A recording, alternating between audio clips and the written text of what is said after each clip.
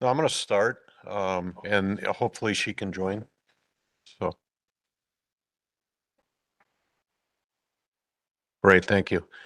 I'm going to call this meeting of the General Government and Finance Committee to order at 5:32. This meeting has been given public notice in accordance with Section 19.83 and 19.84 Wisconsin statutes in such form that will apprise the general public and news media of subject matter that is intended for consideration and action. Roll call shows all members present. Trustee Kaminsky may be joining us later on WebEx. And with that, we'll move on to item 3, citizen input. And I welcome anyone to come up to the podium. Please fill out a yellow slip with your information and keep your comments to 4 minutes. Would anybody like to come forward?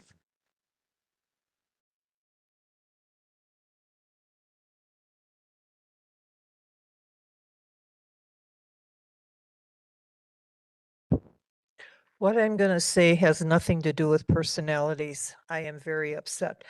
This board voted last time to halt pay raises until next year. And because of our serious debt of millions of dollars, our administrator decided to appeal the committee vote and overrule the board's decision. To me, that's a stab in the back and the taxpayers' wishes. He gave our accountant a $15,000 a year raise. Okay, this is insanity. Plus 4 other people, another $10,000 raise. When committees all over the country, I looked on my computer, people are not hiring, they're freezing hiring, freezing wages, they're combining jobs because there's a mess. A lot of people are in trouble and taxes are going up and people are mad. And for our superintendent to do this, so then I called our attorney. What he did was he could do it. However, to salvage the decision, the lawyer came up with some legal garble, which I called it, and the end result was this in layman's terms. There was no specific law saying he had to do this. He chose to do this against your vote and against the taxpayers, okay? And put us in another $25,000 debt, which in 4 years will be $100 grand. That's a lot of money. And we did this regardless of the consequences. In my opinion, we might be smart to consider replacing our administrator and our department, our develop director, because we can't afford these decisions anymore. They, in the past, president and the past board voted to sell properties. They did their decisions in closed meetings without any major public input. And I don't know where they're coming from, but I'll tell you what, it's wrong, all right? And I don't care to put our village, the board shouldn't allow this to happen. We should appeal that decision and those raises should be rescinded. And they keep bringing up the 2050 plan. They want to do a 50-year plan in 3 years. This is craziness. And we can't afford these dream ideas. We can't afford it. We're millions of dollars in debt. Doesn't anybody get this? Even our superintendent, to do this above and stick this to the board and the taxpayers. I have gotten so many calls from people, they are really mad. And I'm going to start something here because this can't continue. They keep bringing up that plan. Why do we have a board? The taxpayers, why do we even have boards then? And the taxpayers should start appealing. Should we start appealing your decisions then if we don't like them like he did? And it's time to replace these positions with wise people in making financial decisions with our money, okay? And it's really getting to the point where something has to be changed. Taxpayers need more control over our money, and maybe changing the leadership who put us in this mess should be replaced. So all I'm saying is should be repealed. You should be embarrassed. You should rescind this raise. And this is ridiculous. This shouldn't even have happened. And it's not the people, it's the policy that should have never been done. You're aboard here for a specific reason, and that should be respected. Thank you. All right, thank you for your comments. Anyone else wishing to come forward?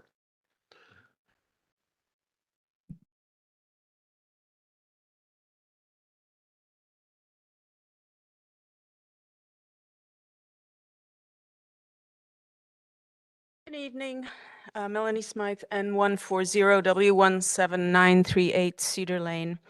A number of different subjects. First of all, both Baird and PMA are great choices, so good job on going through that process and finding new consultants to help us.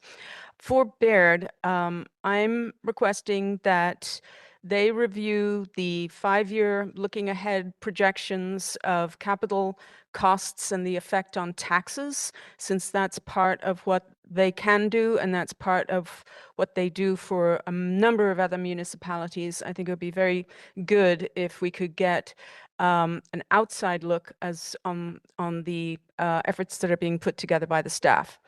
The only question on the PMA segment that I saw was, why wouldn't the village board as well as GGF get the monthly summary on the investments? It's why one over the other? Shouldn't both? Because the GGF is only half of the village board, or not even half. Okay, so on the flower source, I don't believe any village funds should be spent on development infrastructure. There's no guarantee that the village will actually be doing the development of that property. So I'm not sure if you should go for the grant or not, but there should be no village funds spent on development infrastructure there. On the merit pay and also the handbook, I think you should take some time to review those in detail. There may be some effects in the handbook to do with the merit pay and some of the other things that are on the agenda tonight that you may also want to update. Don't just push it through tonight. The last item that I'll talk about is salary increases. Just one observation that the $25,000 that was in the agenda packet could have gone towards much needed police uniforms or some of the other items that were rejected. The second point I'll make on this is that as the lady said, the administrator went against a vote of a committee, which to me lacks judgment, especially since it wasn't brought forward in a public manner. And it was, I'm not exactly sure how it came about that it became public, but, and it's not a personal commentary on any of the people, the individuals involved who received the raises, but there's definitely something wrong there. A question that I ask about it is, isn't when you include benefits, isn't the amount more than $15,000? So actually, perhaps it's an illegitimate action. So just a question there. Last little thing, since I have a minute. As I've mentioned previously, I follow a lot of different real estate things. Property values are peaking. We see this in institutional housing conglomerates such as Blackstone, who have bought up a lot of the houses that people had to sell during COVID time, and they are now selling because they're losing money. So what that says to me is that housing values are going to go down, and so people are going to be asking for reassessments of their tax assessments. So we need to be very cautious about how we are handling our money. Thanks. Thank you for your comments.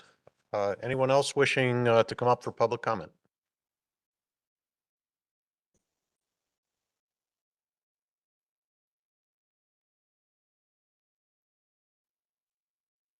Good evening. Scott Heffley, W159 and 10514 Old Farm Road.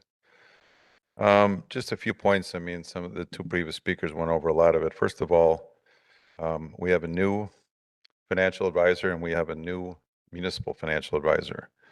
And I think it was time. And I know that Ehlers did a good job. Phil Costin and John Cameron are good guys, and I know them, but sometimes it's good for a change. Sometimes it's good for a different set of eyes. Sometimes it's good for more objectivity. So hopefully they bring that.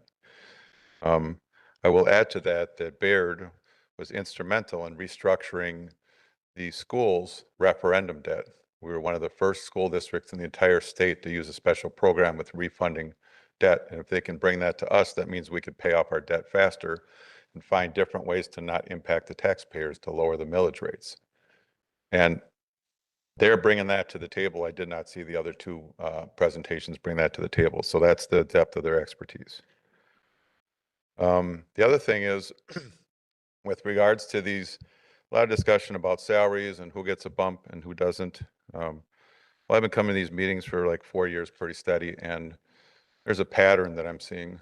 It's going on and on and on, that we tend to try to adjust pay of certain individuals inside the village in between budget times or right at when budget times are happening. And I think that should be separately looked at as an exclusive event. It happened a couple of years ago when it was brought forth a proposal to add our village attorney as an employee with full benefits to this village. And you had a trustee here that had an issue with that, ended up being voted down.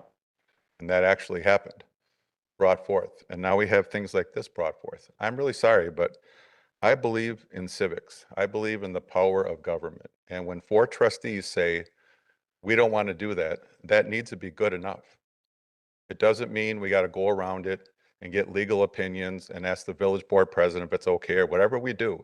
It means that if 4 trustees out of 9 say, that's good, we don't want to deal with that right now, and you're the finance committee, that should be good enough for everybody. Because if you go down that road, that's that precedent thing, the slippery slope that no one ends up being happy about.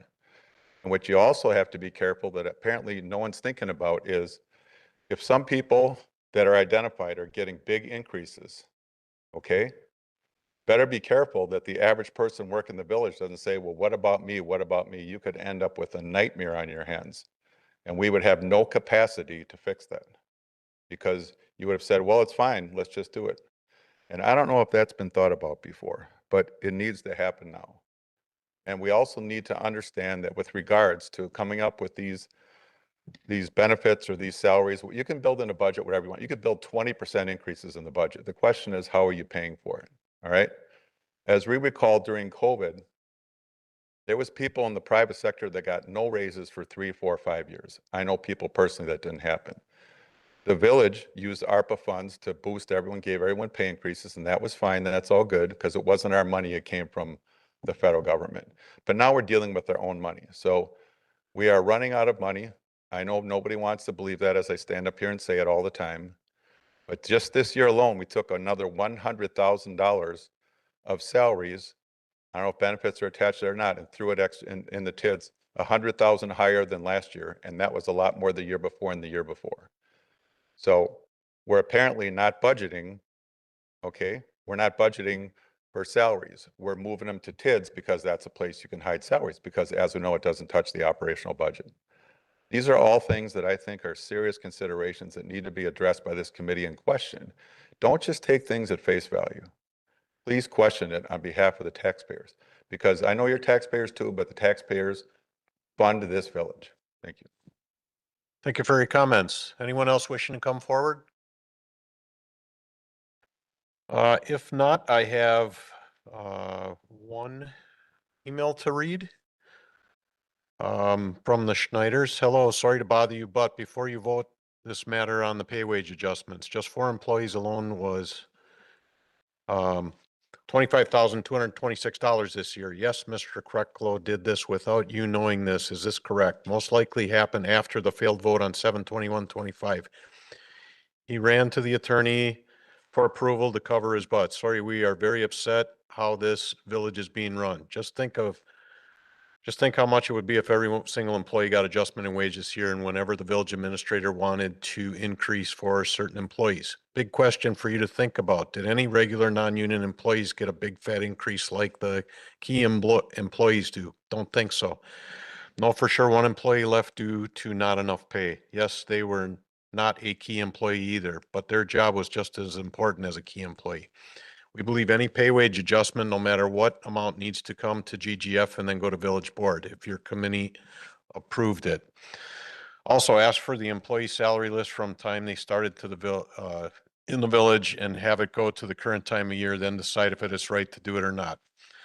Think how a resident would feel. We don't believe in almost a 50% increase for one employee either. They had no experiences when they came here, expect it as an intern job. If you agree to pass this on the vote, don't be surprised if you would be voted out of being their trustee in the future. The average person in the village does not get this kind of increase of almost 50% in less than 4 years, 6 months. If you are aware of any resident who have, please let us if we are wrong. Another thing too, more salaries in place in TIDS. Like we said, sooner or later, they will come to an end. Nothing lasts forever. This needs to budget for. Yes, we said budget. The village budget is somewhat a joke. It is not a true budget. Yes, we are very upset about this. Sure, other would be too. Yes, we will be watching this meeting on Monday to see the outcome of this. Like we have been saying for a long time now, very disappointed in the village and the board. Please think hard before you vote on this issue. Thank you again for your time, the Schneiders. All right, is there anyone else online? All right, thank you. If not, we will move on to the consent agenda, excuse me, consent agenda item A, special meeting minutes of October 27th, 2025. Make a motion to approve the special meeting minutes from October 27th, 2025. I'll second. All right, I have a motion to approve. Any discussion? All in favor, say aye. Aye. Opposed? Motion carries. With that, we'll move on to new business. Item A, approve investment advisory contract agreement with PMA Asset Management LLC. We have any background information on this? Or is this just the contract itself, right? It's just the contract itself. It'll be a 5-year contract beginning January 1st of 2026. Make a motion to approve the investment advisory contract agreement with PMA Asset Management LLC. I'll second, and we'll have discussion. Yes. Okay, thank you. All right, we have a motion, discussion. Trustee Jan Miller. I want to make sure that these are done correctly. So, I had, this was brought up in citizen comment on page 25 of 913. We had, you have PMA having a monthly report, and it was reviewed by the village board and slashed. That's the next agenda item. Oh, it is. Okay. All right, I skipped ahead. Then I don't have anything for Okay. discussion. All right, so yeah, this is just for the contract itself. No other, this, In the contract.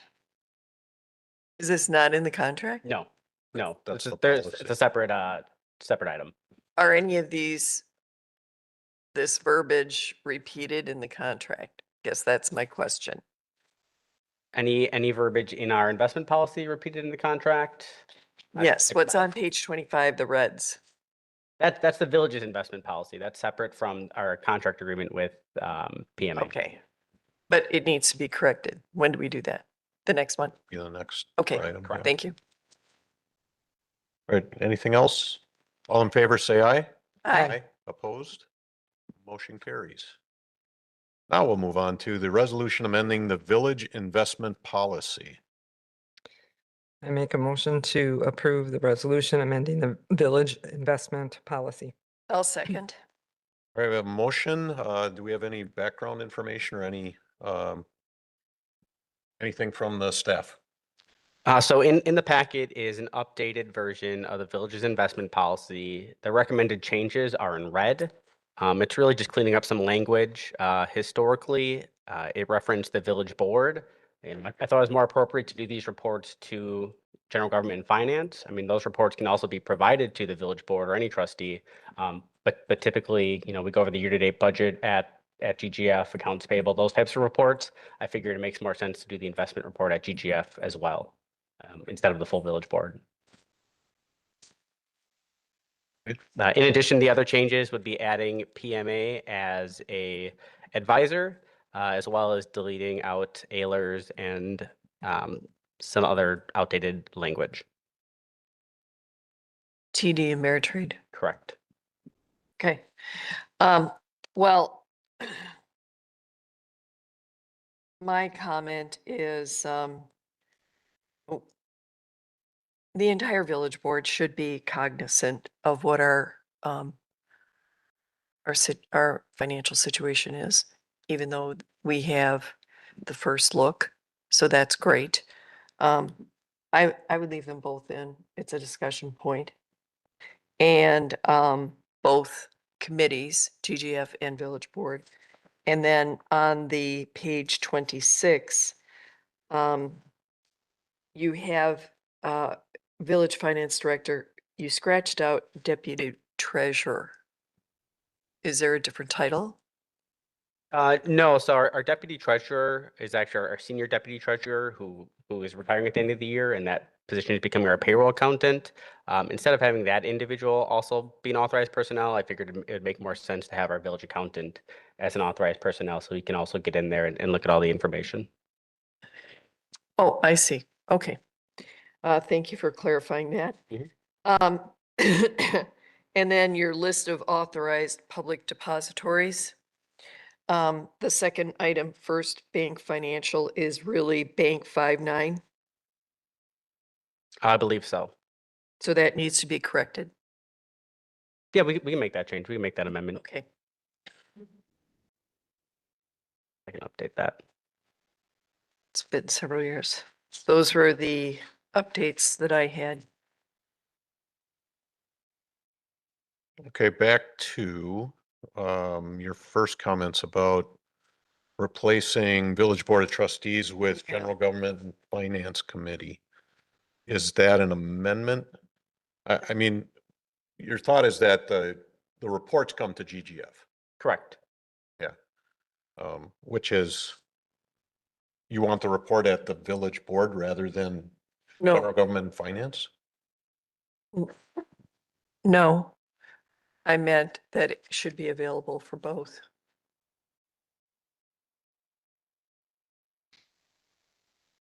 Well, So if I we guess see it on, is. I mean, it's public record and GGF's packet would have it in there. so if many of the reports that we have, we review and then it goes to the village board. So why not do it that way? That'd be possible. Does that make sense? Mr. Chair? I guess, but they don't see the budget, the year-to-date, the payroll, the other things we look at, those don't go to the village board, Right. so. Right. Strader Krecklo? I'm sorry, I was just going to comment that there are many reports that GGF receives that are not listed on a village board agenda. And I guess just to clarify, is the intention that it just be distributed to the board or available to the board? Or is the intention that you put it on both the GGF agenda and the village board agenda? I think it can be done either way. So I guess the question is to the village board, those that are interested can get the report, right? And on a monthly basis, if they want to get it on a monthly basis, we do have people that are kind of geeky with the numbers. So I don't want to exclude them. That And might, especially because this is a new company. Both companies are new that we're working with. And so until we get a rhythm, I think it's a good offering. It's just my opinion. and that would be my suggestion, which I think is in line with what you're saying, is that to have it on the general government and finance agenda and have it discussed here. But you could have in the policy that the finance director would distribute a copy of the report to each one of the trustees, outside of meetings so that we don't. I know there's also sensitivity to how long our meetings are getting and how much we have on the agenda. Right. So, I agree. yeah, I think that's a good way to accomplish both. And reports aren't really an action item. They're just, informational. So if there was some type of action that needs to be taken Then we based on those reports, that obviously would have to we'd go to have to village move board. forward. Yeah. Okay. Agreed. So we can just direct staff to, that this is the reporting committee, but if trustees want a copy of it, you can forward it to the entire village board Certainly. trustees. Okay, is that good enough? That good? Yep. Okay, And then when do we get the report? Oh, it's true. You'll get Monthly, the yeah. report monthly. Okay. Thank you very much. all right, we have motion on table. Any other discussion on the investment policy? If not, we'll vote. All in favor, say aye. Aye. Opposed? Motion carries. Move on to item C, Municipal Advisory Services Recommendation. All right, in your packet is a memo regarding municipal advisory services. Village staff reviewed several qualified firms for our municipal advisor firm. Ultimately, we decided to bring in 3 groups, Ehlers, Baird, and PFM, for interviews with myself, the village administrator, the village accountant, the village president, and trustee Jan Miller from GGF on Thursday, October 30th. Following those interviews, the committee scored each firm based on the evaluation criteria listed in the memo, and ultimately came up with the scoring that is also included in the memo. Baird was our top firm at 94.2 points, followed by Ehlers at 94, and a distant third is PFM at 79.6. So based on the scoring performed by that committee, we are recommended that this committee moves forward with Baird as the village's municipal advisor. All right, committee. We have a motion to recommend Baird. Sure. Are you making that You motion? making that motion? I'd like to make a motion to have Baird as our village financial services going forward. I'll second. I have a motion for Baird to become our municipal advisory services. Just a comment that it's so close that I am I'm pleased that Ehlers was that close. That just tells me that you were happy with them and we've been happy with them in the past, but I think Baird will do a fine job as well. So, and thank you for attending the meeting, Jan. My pleasure. I think we're going to have not only a great team, they're here in Milwaukee, as well as they presented some cost savings, which to me was very impressive. Good. Yep. All right, any other comments? Yeah, I like Baird for the fresh eyes, just a new perspective coming in. I also liked where they pointed out possibly combining multiple years into one issuance so we could save some money that way for borrowing. And the only thing that concerned me from their scorecard was where they mentioned per Moody's most recent rating action, growth and long-term liabilities are nearing 400% of revenue, and that could lead to a downgrade. So I don't know what we need to do about that, but that concerned me a little bit. But overall, I think it's a good choice. And they also suggested doing a 5-year financial plan, a strategic plan, five-year financial plan, and of course, the CIP 5-year plan. So I think that would be the way to go. And they did a look back, and I think that as soon as it's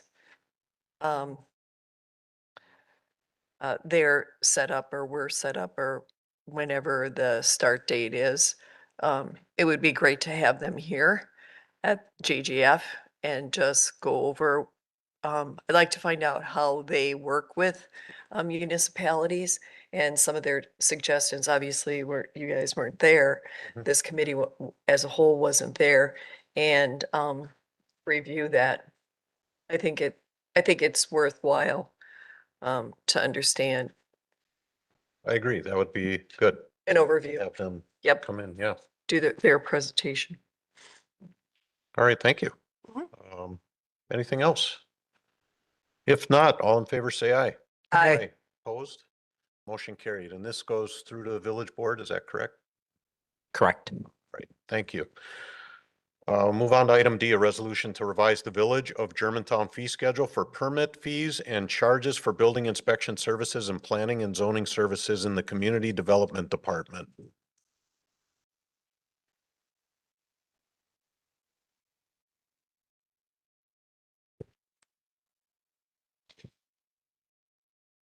Oh, sorry. Go right ahead. Thank you. It's a rare appearance Jeff. from you, but yeah. Jeff's here. For the record, Jeff Retzloff, Director, Community Development Department. I have before you a resolution to revise our fee schedule for both building inspection services and planning and zoning services. The specific schedule for building inspection services is found in attachment A to the resolution. And the fee adjustments for planning and zoning are found in attachment B. The fee schedule for inspection services is subject to an annual review per our agreement with Safe Built of Wisconsin. They provide our inspection processing and inspection services. In our last, in late 2024, our latest 2-year agreement we entered into with them, we agreed to adjust our fees charged for inspection services annually based on the previous 12-month CPIU, Consumer Price Index, for all categories.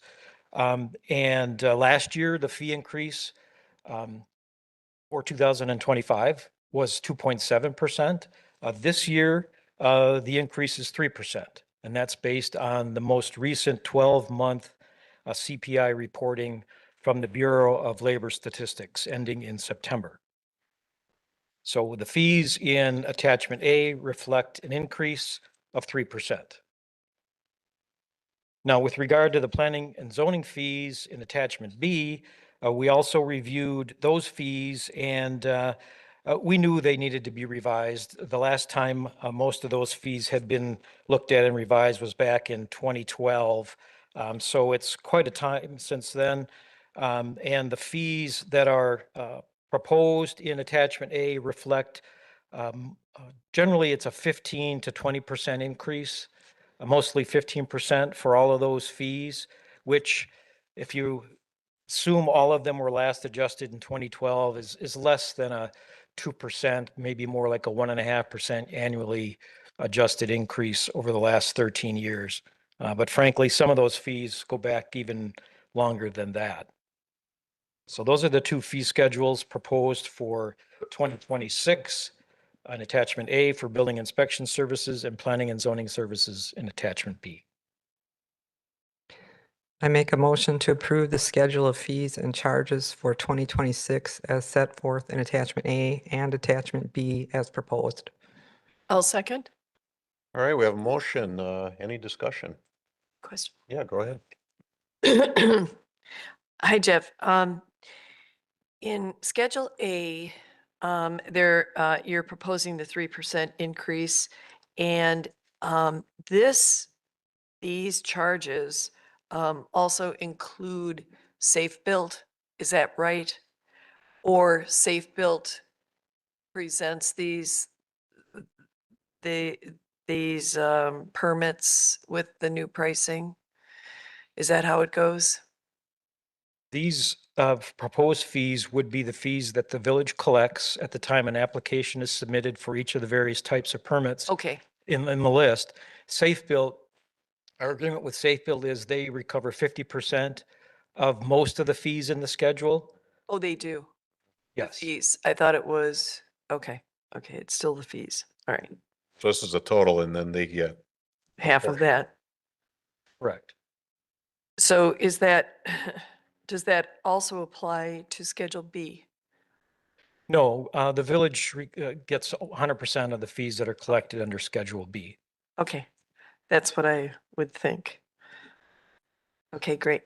Well, it seems that it kind of got buried since it didn't come up since 2012. Is this something that you think we should look at every 3 to 5 years or something? Yes, I think we should. In fact, I would like to think that we could discuss maybe next budget cycle going to a system where we assume an automatic adjustment based on the CPI for planning and zoning fees, just like we currently are doing for inspection services fees. I could see that. Now, on the planning and zoning side of things, yes, 2012 is a long time, But we do have a process where an applicant signs a form where they agree that if the time spent by staff exceeds the typical and customary for us processing a particular application, we can bill them for additional costs or any extraordinary charges. For example, if we had to hire an expert to deal with cell towers or wireless communication to review that kind of application, those costs would be passed on to the applicant at 100%.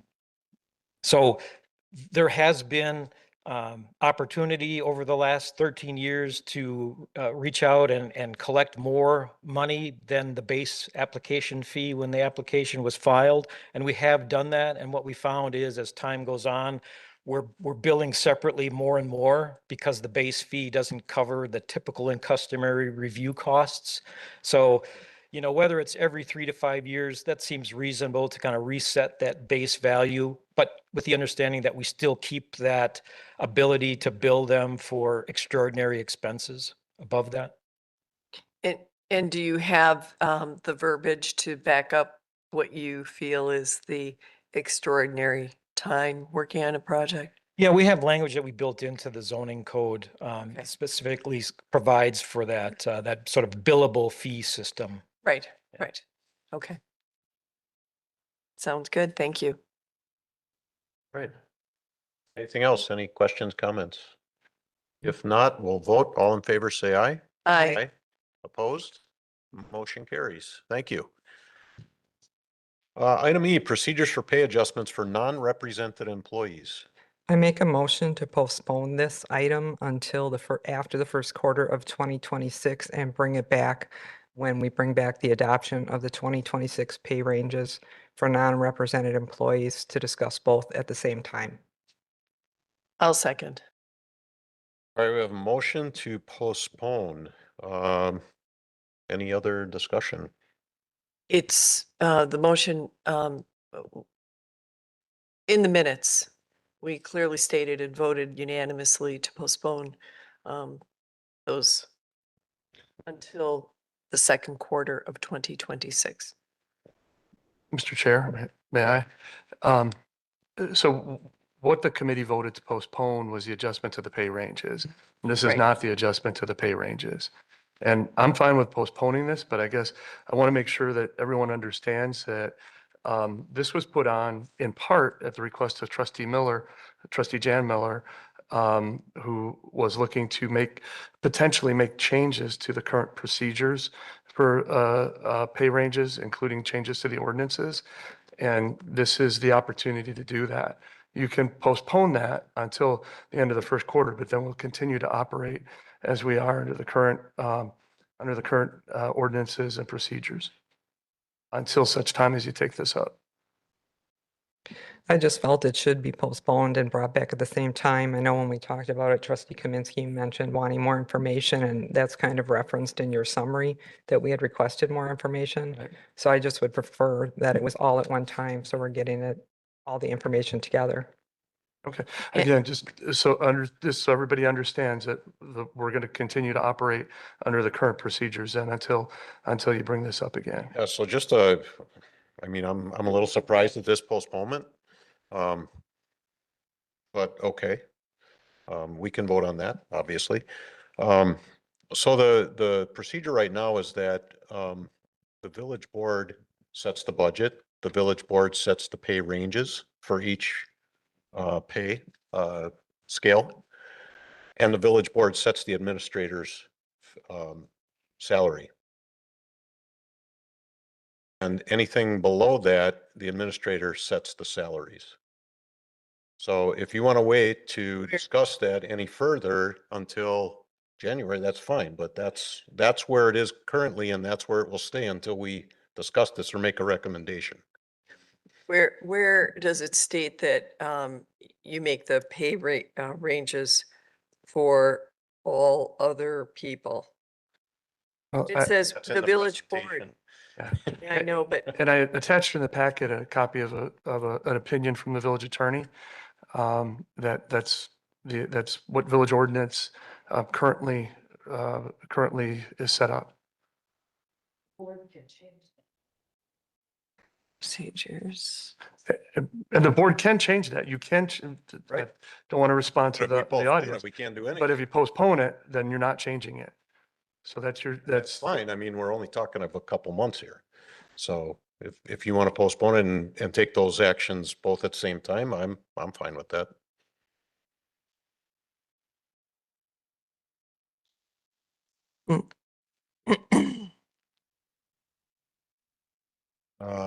So the key to this presentation, your presentation, I would say, is page 7 of the PowerPoint presentation, where it says recommendations for improvement. Did you put this together, Steve? yes, I did. So there's, and skipping ahead, I hesitate to do that, but the last page in the presentation is recommendations for improvements, and there's some improvements that I'm recommending, including adding these procedures and specifying them in the employee handbook, taking to the board the request for adjustment form and making sure the board is comfortable with that, signs off on that, and then establishing a reporting procedure for when adjustments occur. I also included some other alternatives that I'm not recommending, but if the board would rather take more direct control over it, there are several approaches that you could take. One, you could just say that the board is going to approve all salary increases. I would not recommend that, but that would be a change to the ordinance that you could make. If you want to just look at the larger increases, you could allow increases under $15,000 to be approved as they currently are, but have larger increases approved by the board. That would be another option. A third way to approach it would be to have the board approve certain salaries. Board level salaries, for example, would be one way to distinguish that. And again, I'm not recommending those other alternatives, but I did, since there was some concern expressed, and I didn't make the current ordinance. I didn't write it. I didn't set it up. But I do follow it. And if there are concerns about the way that the ordinance reads, then I think this is the opportunity for the board to change it. And whatever the ordinance is, I will follow the ordinance. Right now, we have a motion postponed, so we can still have discussion on it, or we can postpone and vote. Oh, what is item 2, your board review and approval of adjustment request form? Is that what's in the packet? Yes, we developed a packet or a form that employees or department heads who are requesting an adjustment need to complete. And I think the reason that that's important is it kind of lays out the criteria that staff, the finance director, the support services manager, and I use to determine whether or not a request is granted. President Soderberg would like to say something. Of course.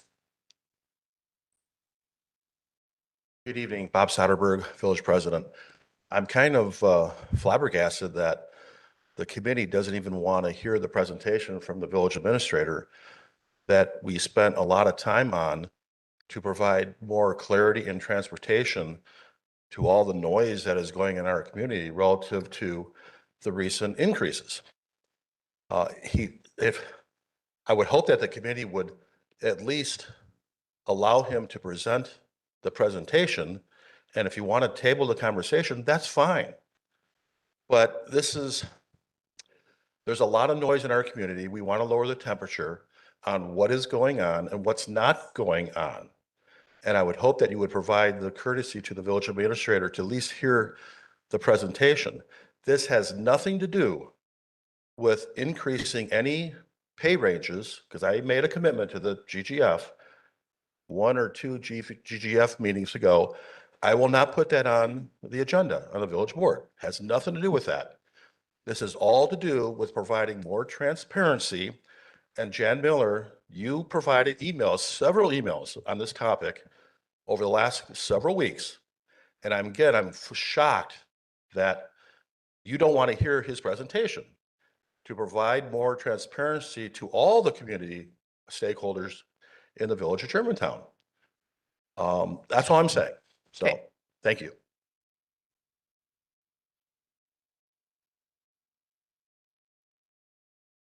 I'm So- okay with the presentation. I'm okay with presentation. So why don't you go ahead and present the presentation so that we understand what you can do or what you're suggesting we can do to create this transparency that we seem to be lacking. All right, so we'll move on with the presentation. Thank you. And again, just as a reminder, there is a motion to postpone. Right. All right, thank you. So right now, we're operating, our salary system consists of for non-represented employees, consists of a pay range system. All non-represented positions, with the exception of mine, which is handled directly by the board each year, are assigned one of 8 pay ranges. Those pay ranges are reviewed and approved by the village board from time to time. And that's the language that's in the ordinance is that the board should set salaries from time to time. And that's the process by which we comply with that ordinance. As we go through the budget process, each position is approved in the budget at a specific pay range. So all of those non-represented positions, as we go through, and you've all seen the spreadsheets that list the positions and their pay ranges, and that's approved during the budget process. In addition, as part of that process, the board approves the overall salary budget. So that's another thing that's adopted by the board and sets a limit on employee pay. The board also, usually separate from the budget process, approves changes to pay ranges of the positions. And that's what staff brought before this body a couple of meetings ago. We're adjusting those pay ranges, which is something that you want to do from time to time to make sure that it's reflective of what the actual market is and that our pay ranges are competitive with other communities that are hiring the same types of people that we are. This pay range system was first adopted by the village board in 2021, and we've been using it since 2022. And within that system, the administrator is authorized to make pay range adjustments, to make pay adjustments within the range. The board has not reviewed or approved any of those in pay range adjustments since the adoption of those pay ranges in 2022. There have been some that have come to the board, and you may recall where we've moved people across pay ranges. For example, a few years ago, when we were having difficulty hiring staff in engineering, we took several positions and we moved them to a higher pay range so that we were able to provide higher salaries. And that's something that does require village board approval. I'm not authorized to do that. And in the meantime, staff has been developing procedures to administer this. When this was first adopted in 2022, we didn't have a form for people to fill out to request adjustments. We didn't have documented criteria that we were looking at, and we had to kind of construct those as we've gone along, and we have those in place. So on the next slide, any system needs to have controls. There need to be controls in place so that my authority is limited and that the authority of staff is limited. And the controls that are in place are, as I mentioned previously, the position authorization. We can't hire people unless there's a vacant authorized position. You might recall another thing we came before this committee with a meeting or two ago was to overfill the deputy treasurer position, which, as Matthew mentioned, that person is retiring. They're responsible for payroll. So we came to you for authority to double fill that position for a short period of time for training purposes. That's outside of my authority. That's one of the controls that's placed on what decisions I can make. The second control are the pay ranges themselves. I can't make adjustments outside of the pay ranges, only within those pay ranges that are voted on, that are adopted by the village board. So I can't, increase, someone's salary to $300,000 a year. That's way outside of any of our pay ranges. That would not be allowed within the system that we have. And then finally, we have our salary budget. And I'll talk a little bit about that further, but it's one of the things that as we have reviewed these requests that they come up, we've been very conscious about whether or not they fit within the budget not only in the current year, but in future years as well. So those are the controls that are in the system to make sure that there's no abuse that takes place. So here's some of the administration responsibilities within the pay range system. So when we hire a new employee, and we hire employees every month, we have new employees that are coming on, some in represented positions, some in non-represented positions. But in those that are in non-represented positions, their starting salaries, which have to be within the pay range, are approved by me. We don't come back to the board with every time an employee is hired and ask for your permission to hire an employee at a specific dollar amount. Those are decisions that within the structure of the system, that authority is delegated to me. Another area is merit pay, and that's the next item on the agenda. But there again, the board sets the parameters. The board adopts a merit pay resolution and sets the rules. But the individual merit pay increases are reviewed by the support services manager, and they're approved by me. We don't come back with a spreadsheet that shows every individual's merit pay increase and ask the board to act on that. And then the third area, which is kind of the topic that had come up in relation to some recent adjustments, are those mid-year adjustments. And the way the process is set up currently, any non-represented employee is free if they feel that they're underpaid relative to someone in the organization, or if they're underpaid based on the market, they can submit a request that we review their salary. It's called an equity adjustment form. And when they do that, then we go through a review process that I'll talk about in a moment. But I can only approve requests that are inside the pay range. So only adjustments that are inside the pay range. Anything that goes outside of the pay range then would have to come back to the village board. So there's limits on what's allowed in that way. So when someone submits a review request, there's a three-part review. First of all, the support services manager will review the request to determine if the adjustment is, I'm sorry, I turned my page, but not yours. The support services manager reviews it to determine if the request is justified based on internal or external comparables. So sometimes we'll get requests in, or someone will say, look, there's another person in the same or similar title within the village who's making more than I am, and I don't think it's fair. And we go through the process of GOSHA will review the information, and that'll be one aspect of it that you'll look at. Is that accurate? Are the job titles the same? Are the responsibilities the same? Have they the same length of experience, and a number of other factors? Or they might come forward and say, my job is significantly underpaid relative to my colleagues, my peers, and other in similar positions in other organizations. And there again, she would go through the same type of analysis. The finance director also reviews the request to determine, can the request be fit within current and future budgets? And I'm going to use a specific example of this. There are two positions that I looked at within the finance department that received adjustments, and there was a cost to those adjustments.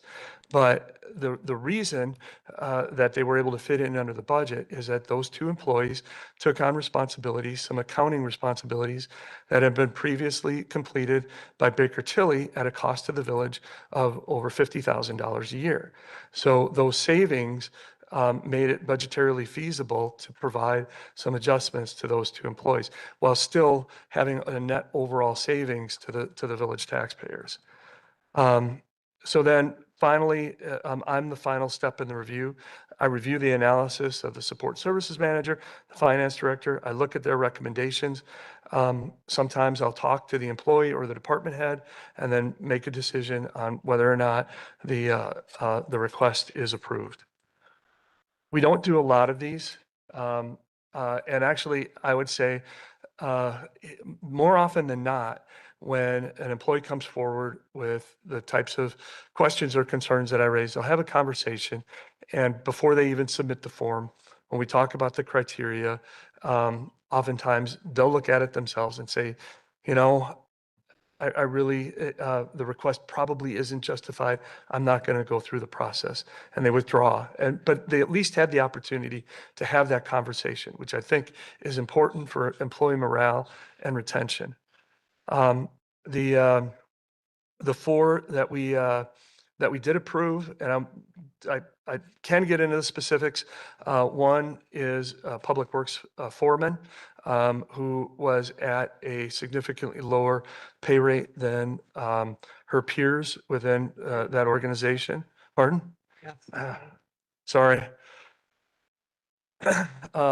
So the first is a Public Works foreman who we adjusted because she was paid significantly less than her peers and colleagues within that department.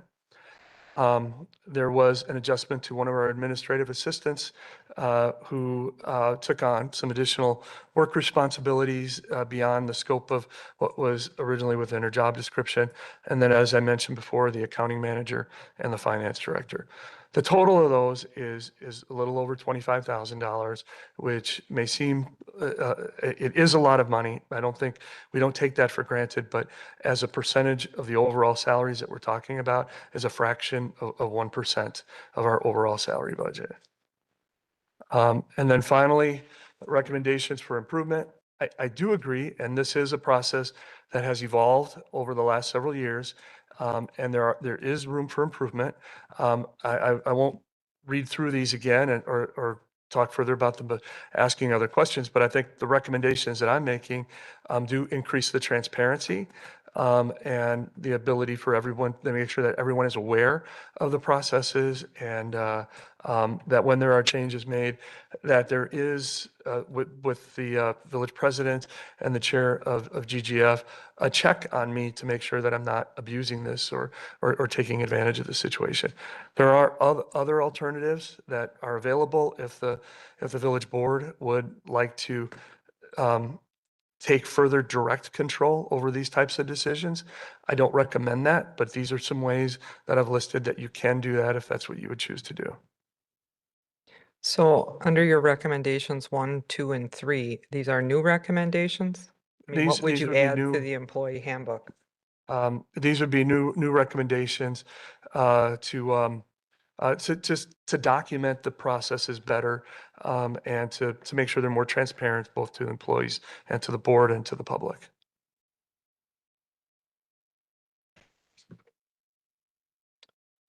So I thought that all of the, originally, I thought that all of the increases that were not done at the time, at merit time, whatever you call it, the review time, would come before GGF and then and be approved or not approved.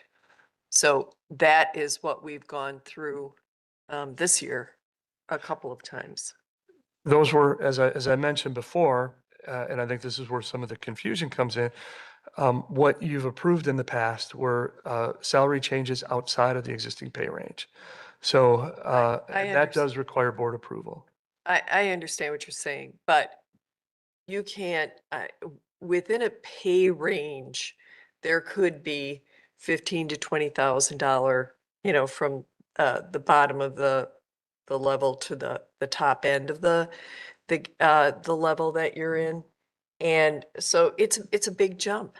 And I think that regardless if it crosses to the next level, that's a big amount.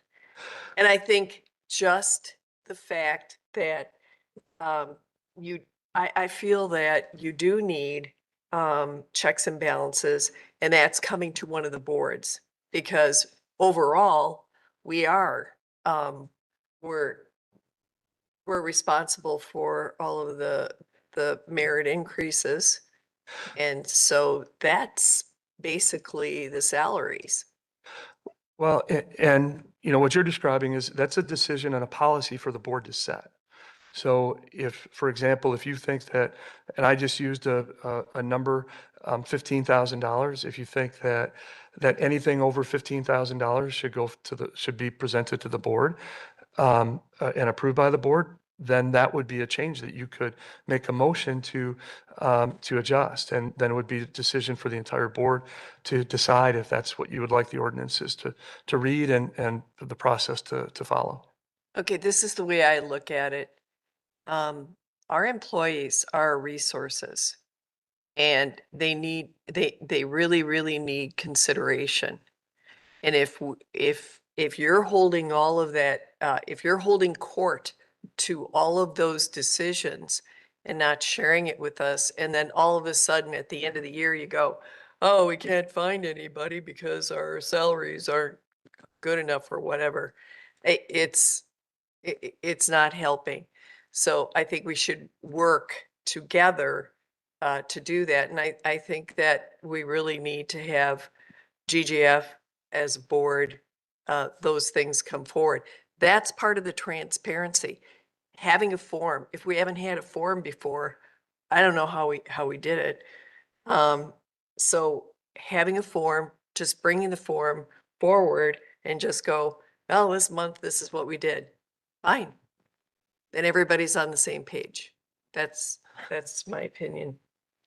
Well, I can talk a little bit about my impression of the way the process worked before we set up this system. Prior to having a system of pay ranges, which I think is best practice, if you talk to other municipalities of any size at all, you're going to find something that's relatively similar to this. Of course. But, you know, in the past, when I started, before we had this system, what would oftentimes happen is an employee, if they felt that they were underpaid or that they deserved an increase, oftentimes they would just go directly to one of the trustees and start lobbying to try to get support from, you know, one or a couple of trustees to provide them with a pay increase, because those were things that were decided here. What we tried to do through this process is to create an objective process that's fair, that's structured, and that's transparent. Okay, but we're talking about since the pay ranges have been put into effect in 2022. So this is relatively new. That's correct. Okay. All right, well, I will withdraw my motion and do another motion if the second is fine with that. I'm fine. All right, I will make a motion to forward the administrator's recommendations for improvements to the processes for making adjustments to the pay of non-represented employees to the village board. With positive, I guess, depends on the vote. I would like to add to the 3 recommendations you have in here that increases under, I would say $5,000 are okay to be approved by you, but if they're larger, I would like them to come before the committee, just because, I mean, that could be a 10%. I mean, that's a pretty good size increase for a year.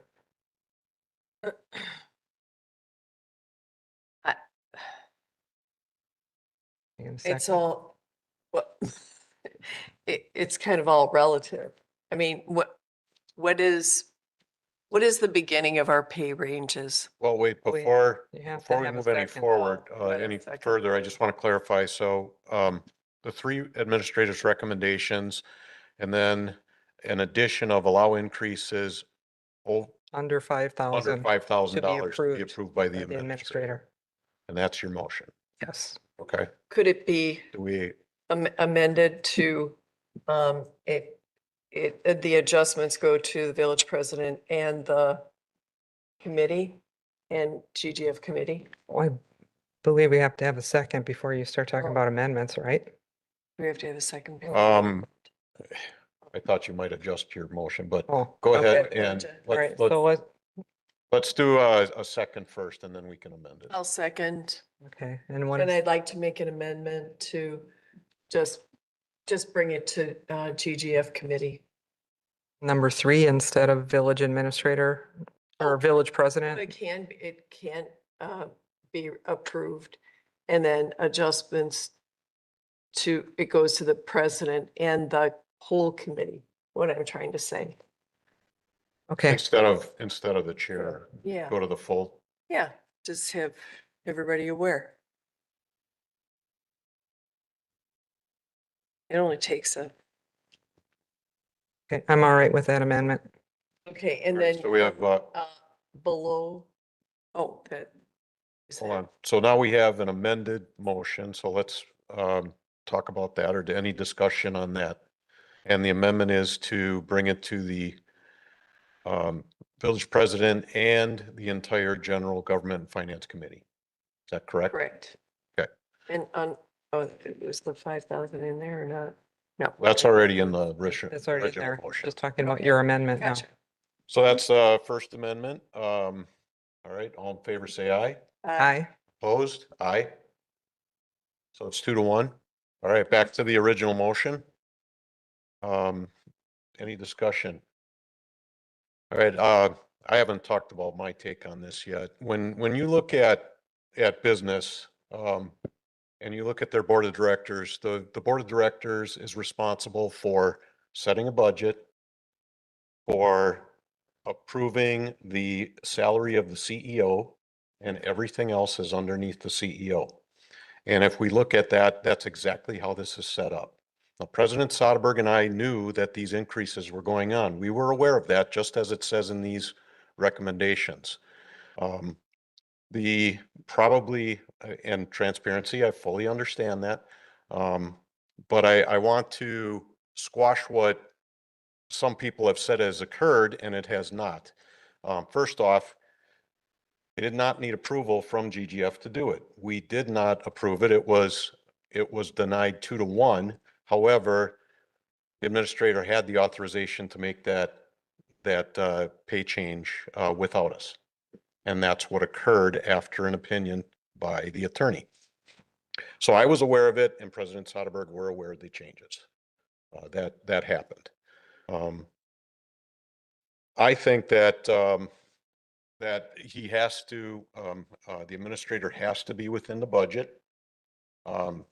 He knows what the budget is. And when I first got on the board 13 years ago, we were actually interviewing directors for their positions, the entire village board. Well, that doesn't occur anymore because that's really not our job. People might like it, but that's not our job. That's the administrator's job and his staff to do that. And I fall back on that. I think that he has to go within the budget. Like he said, that pay salary or the pay range is there. And I'm not going to vote to approve the proposed thing. Now, it's going to go to the village board anyway, and we can discuss it there further. Yeah, Right, because this presentation is going to go to the village board just like it is, and anybody can make an amendment there to what we vote forward. I will include in the memo that I prepare for the village board, though, what the discussion and the vote was here. So with that, we'll vote. All in favor, say aye. Aye. Opposed? Aye. Okay, motion carries 2-1 with positive recommendation to the village board. All right, thanks for discussion. Good discussion on it. Let's get back to it here. We're on item F, resolution to authorize 2026 merit pay plan. And this one is mine as well. This is a resolution that should look familiar from prior years. The 2026 budget proposal that you're going to be voting on later today, at this point in the process, includes a 3.5% merit adjustment. That would include an increase in base wages. The proposed budget has $229,000, not only covering the cost and the pay, but also related taxes and required state pension contributions. the merit-based pay process is based on annual performance evaluations. I think it's important for the public to know that people who received unsatisfactory job evaluations do not get pay increases.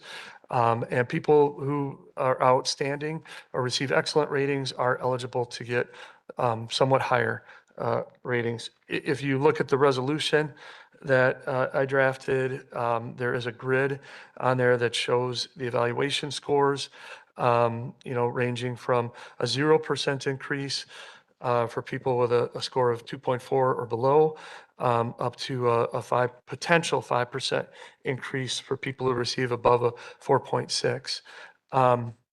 And again, those are the maximums.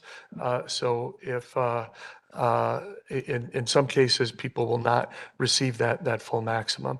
And then the final thing that I would state is the pool is limited.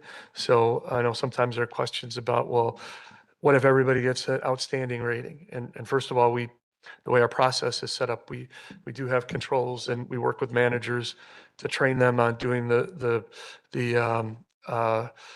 ratings. We have great employees in the village. I'm proud every day to be able to come and work with that.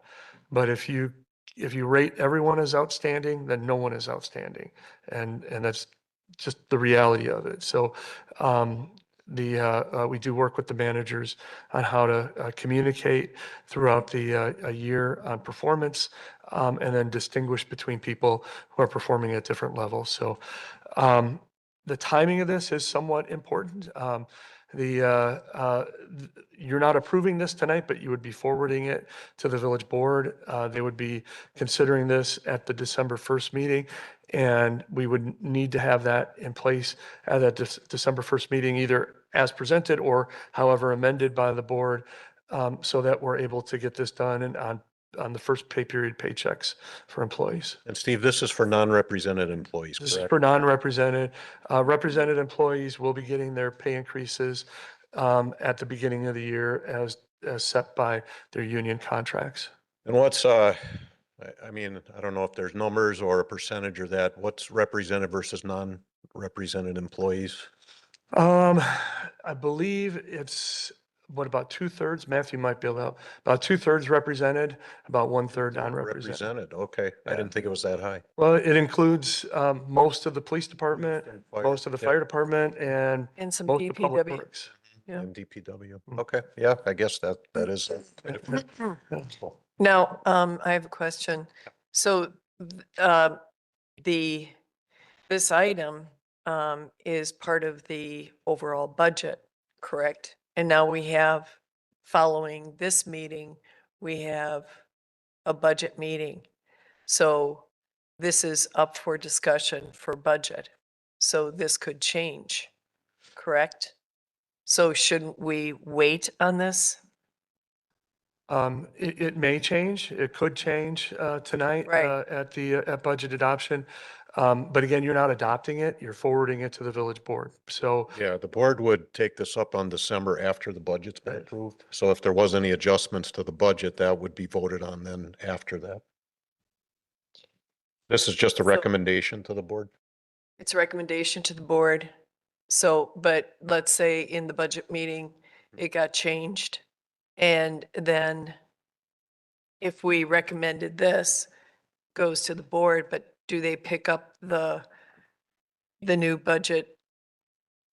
You know, You'd you have to see what pick it, up whatever's Yeah. adopted in the budget right? as the village board, or See how confusing this is? We would just request that the village board amend the recommendation at the December 1st meeting to align with the Yeah. budget. To amend it? If this committee forwards it to the board, and let's say the board makes a decision tonight, as it stands right now, the pool is at 3.5%. Maybe the board decides we want to be more competitive, we're going to increase it to 4%. Or the board decides 3.5% is too much, we want to reduce it to 3%. When the board considers this resolution at December 1st, then staff would recommend, and even if we didn't, the board could and should modify this to reflect what's adopted in the budget. The problem with waiting and saying, okay, we're going to hold this until the December GGF meeting. So that's December 16th. And then that would delay village board action on this until January.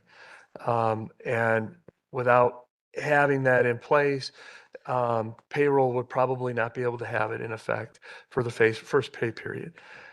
Is the world going to end if that doesn't happen? No. But it is something, I'm picturing, Chevy Chase in Christmas Vacation, waiting for his pay raise. And employees, that is something they do look for, and it does, show the care and concern of the leadership of the village that we, take the steps we need to have that in place, whether it's 3.5% or 2.5% or whatever. But that we take the steps that we need to make sure that it's in place. What I'm going to recommend is instead of doing a percentage adjustment for this, is that this committee recommends what's adopted in the budget tonight to the village board. Okay, Steve, I just had a question. So the 3.5% merit adjustment, that's figured on what current salaries are for non-represented. So you have a total number to work with, and then depending on reviews, then that money gets meted out, but you can't go above it. Correct. Okay. And does the, is the merit increase, as it sits right now, it's 3.5.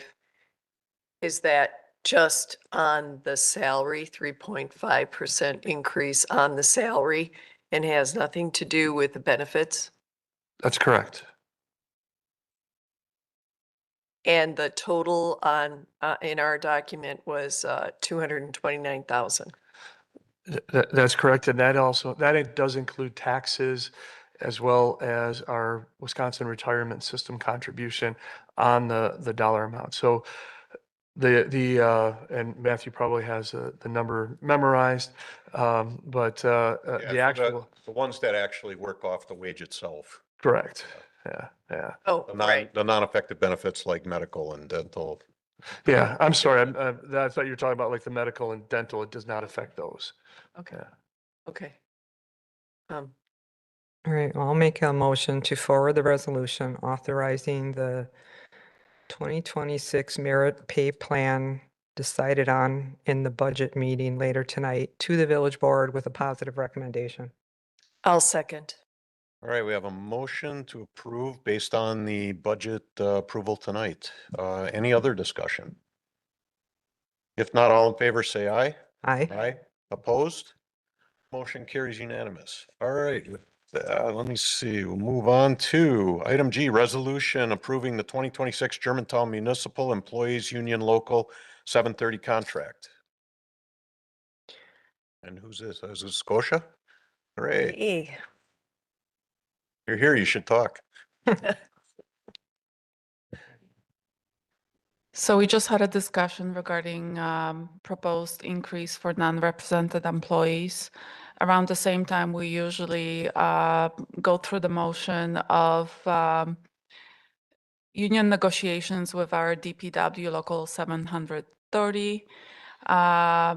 To be in alignment with the budgeted increase, we are proposing for the board to consider, we put in 3.5% to kind of, since that was the budgeted amount. So 3.5% proposal for DPW raises.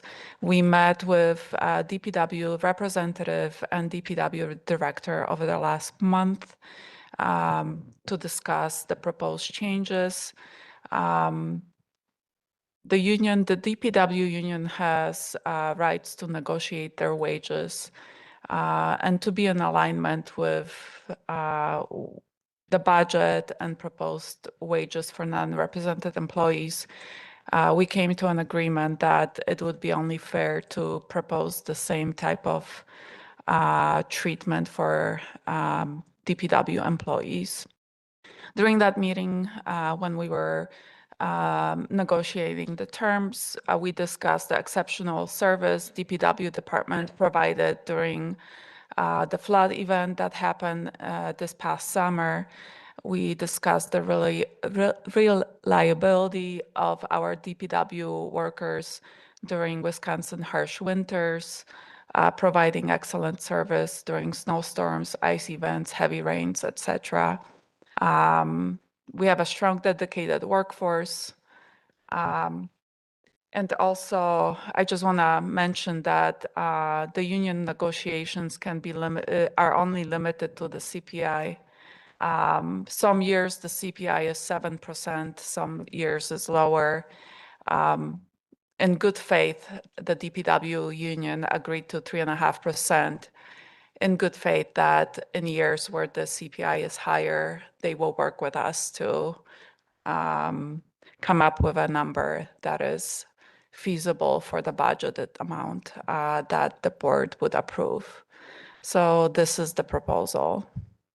So just historical background for the terms that I was on GGF. We've tried to match the represented employees' wage increase with the non-represented employees' increase. That's been pretty standard, with the exception of a few years where it was skewed a little bit and there were contract overlaps, et cetera. But for the past several, it has mirrored what the non-represented employees have received. I make a motion to approve the resolution for the 2026 Germantown Municipal Employees Union Local 730 contract for the 3.5% increase. I will second. We have a motion on the table. Any discussion? All right, if not, all in favor say aye. Aye. Opposed? Motion carries. Item H, employee handbook revisions. Got this one. Gosha again. So this year, I just went through the handbook and identified items that needed a clarification. This will be an ongoing project. Every year, we're going to be going through the handbook changes or looking at certain policies and just provide more clarification or improvement. So for this year, I'm just going to give you guys a high overview. Everything is an agenda. The changes are marked in red. Under job classifications, I just added support services manager under department head, just based on the definition of the department head that just matches my job description. So that's why I included support services manager for that. I also included who is not a seasonal worker in all categories, just to be clear. For instance, a full-time employee could be a seasonal worker. So I believe this just provides a clarification in that terminology.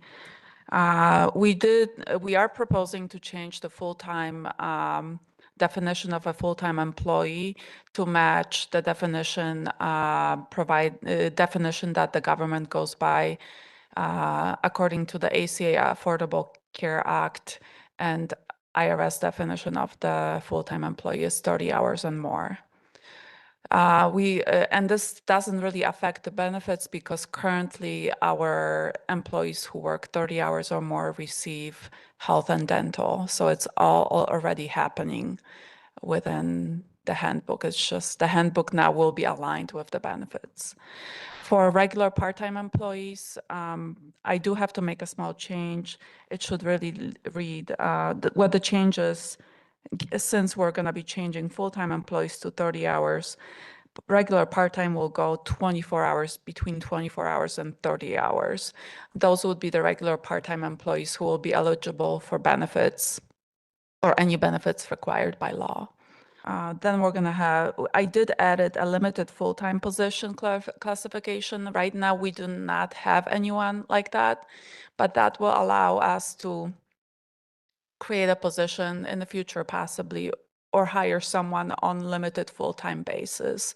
That employee would not be eligible for benefits unless those are required by law. And then we have part-time employees under 24 hours. Those are not eligible for benefits unless required by law. And seasonal worker definition was also clarified.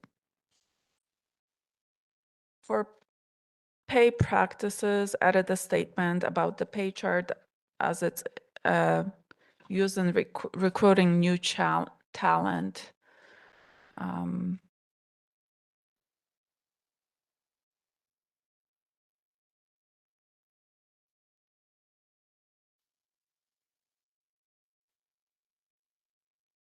I don't know if you guys need me to talk more about it, the changes in red. Next, compensatory time, flex time, and overtime. I just added a language that goes in line with the WRS manual. I just want to make sure it's a transparency and employees and supervisors understand that there are ramifications with paying comp time that was earned in the prior year and the following year. Employee recognition program, we are changing or proposing to change the recognition years from 5 to 7, just to align with the language within the recognition language right now. And we're replacing the frame plague to framed resolution and limiting recognition to employees who retire with at least 10 years of service to make it more special and eligible for WRS. Under gifts and acknowledgement, we are removing the word clerk and adding support services manager, as that role or that function would fall more under support services manager. For insurance, health, and dental life, this is a placeholder for benefits in 2027, but I want to be transparent and have it in the handbook already. I'm proposing a proration for employees working less than 40 hours, similar proration to a PTO, to reflect fair employer contribution. Currently, our full-time employees get the same pay the same amount of money for health insurance as our part-time employees or employees who work less than 40 hours. And I feel like it would be more fair if we include a proration, so the part-time employees would be paying more for those benefits. Professional association meetings and training. Just updating approval language, employees no longer required to follow individual performance plan to request training. This is not happening right now. Attendance policy, this is a new policy. This is one of the things that I've noticed that was lacking in a handbook. I think it will provide a lot of guidance for our supervisors and managers, how to deal with employees' absences, absenteeism, and related matters. We are also proposing a non-FMLA medical leave policy. We currently have an employee who falls under this situation, and we didn't have any guidance to how to deal with that person. Funeral leave policy, I'm just adding a clarification on the time frame where the funeral benefits could be used to avoid someone coming 3 years later asking for retroactive funeral leave. For holidays, just adding a clarification on proration for employees who work less than 40 hours. For vacation, the accruals, this was just, I think, something that is not being currently used. So just to align with current policies, that accruals start on the second payroll instead of right away. And for additional years of service, we're just adding the vacation accrual language. This is something that we have been using, so this is nothing new, just trying to be transparent. We are adding we're adding support services manager to a sexual harassment approvals. We did update the telecommuting and hybrid policy language. And in the light of recent events of cybersecurity threats, we added a cybersecurity policy. And I'm asking for consideration of these changes. I'm working currently with supervisors, and a final version will be presented in December. So this is marked as for discussion only. So if there is any recommendations that you want to give right now, that's fine. Otherwise, we can provide Gosha with some information if you need anything or want to provide anything via email or some other type of Sure. transmission. Sure. I think this is very good. Looks like you've covered and added what we were lacking. We really appreciate that. Yeah, thank you. Transparency and clarity is top on our list. Just keeping up with the current laws, like FMLA should have been in there. Right. And if that isn't provided, that was an oversight. I can't. There you go.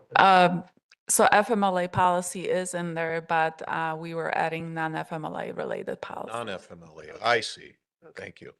And so this is basically a living document where you're going to be reviewing it on a regular basis, or?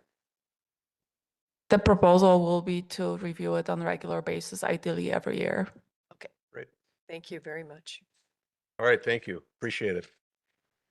We are on our last item, besides reports, item I, approval of contract with D&H Demolition for $50,791 for the demolition and removal of all structures on the Flower Source site. Thank you. And I'll try to do this fairly quickly. I know we're running a little bit late, but this is an important topic. Earlier this year, we received a proposal from D&H Demolition for a total of $50,791 for the demolition and removal of all the structures on the Flower Source site. As the board has gone through the decision-making process of how to move forward with the Flower Source property, I was directed to pursue grant funding from the Wisconsin Economic Development Corporation, WEDC, for this. When that process was started, there was some belief, or we were working under the understanding that it would be as part of a larger project that was going to be happening relatively quickly back before April. In April, some things changed.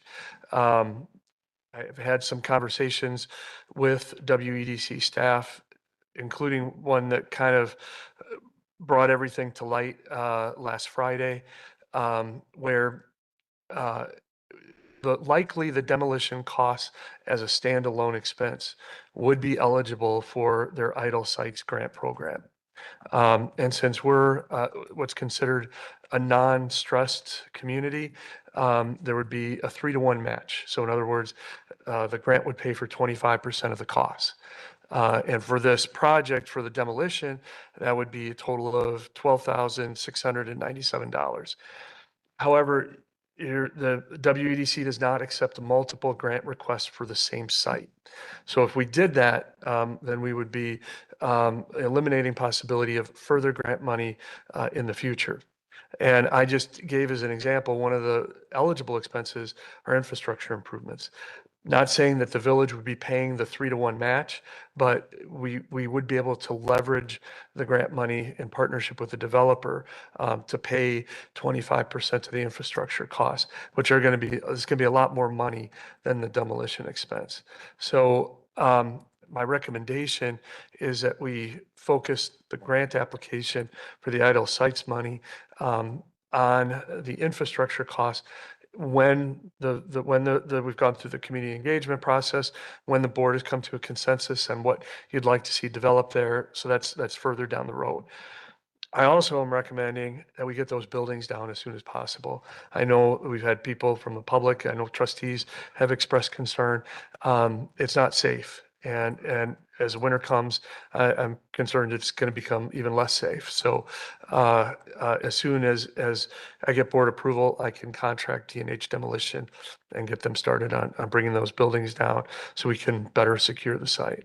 So if we move ahead with this grant for 25%, for $12,700, we would not be eligible for the larger, much larger grant on Correct. the rest of the property. Correct. So the alternative I'm recommending is the board did borrow $100,000 related to this redevelopment project last spring. And that $100,000 or the bulk of it is still available. And I'm recommending that we use that funding to pay for this contract and kind of keep our powder dry for the grant application. Any questions? Motion? No, he answered my question about the 100,000. I have a question. The bid you have has Bailey Copeland on here, and apparently she did that, or did we do that?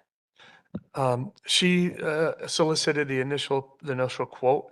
I did contact and I've had interaction with the owner of D&H Demolition recently to make sure that the quote is still valid. This would be a contract directly with the village. This would be a not with contract Bailey. directly with the Okay. village. You'd have to have it rewritten.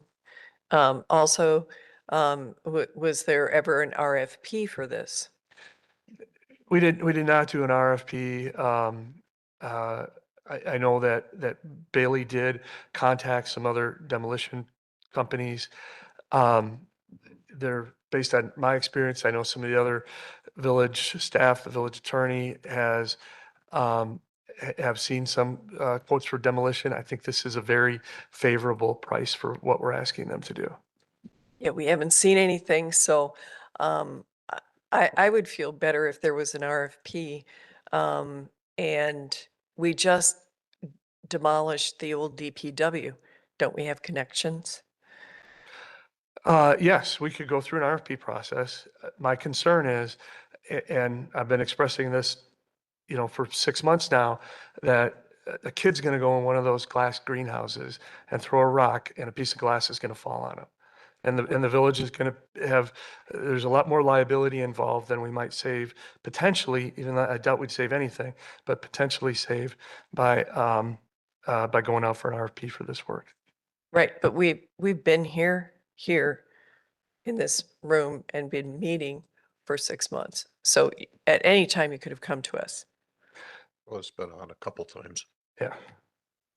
So I don't know why it didn't get done. I'm going to make a motion to forward the contract with D&H Demolition in the amount of $50,791 to the village board with a recommendation for approval to be paid with the money from the debt issuance for Flower Source property from 2025. All right, now second. Any other discussion? If not, all in favor, say aye. Aye. Aye. Opposed? Aye. Motion carries 2-1 with a positive recommendation to the village board. That will move on to reports. We'll go through these fairly fast. Start with the directors? I'm fine with that. We can do the financial reports, review it on your own. If you have any questions. Yeah, I don't have just questions on anything. Okay, let's go to director's report. Sure. So 3 highlights I just want to talk about. At, I believe, the last GGF meeting, GGF approved the overfill position for a payroll accountant. Since that time, we did hire a payroll accountant who has been with the village. We were very happy to have her along training with Paula, who will be retiring at the beginning of December. Budget and tax levy. Tonight, the village board will adopt the 2026 budget and the accompanying 2025 tax levy. Following that approval, we'll begin preparing the tax bills in coordination with the county. That includes rolling over delinquent water and sewer bills to the tax bill, filling out statement of taxes, levy limit worksheet, and a variety of other state reports required for the upcoming tax collection period. As I noted, we are planning on having that all completed by the end of the week, and we expect that the tax bills will be in people's mailboxes by the 2nd or 3rd week of December, depending on when the county gets those mailed out. In addition, we're beginning to prepare for the year-end close as December and 2026 is fast approaching. This includes working with staff across all departments to reconcile outstanding invoices, open contracts, and purchase orders, so we can prepare for a clean and quick 2026 close. Right, anything else? Great, thanks, Matthew. We will, our next meeting will be on here. Yes, Monday, December 15th at 5:30 PM. And we'll adjourn this meeting at 7:12 and give us approximately 5 minutes or so to set up for the village board meeting. Thank you for attending.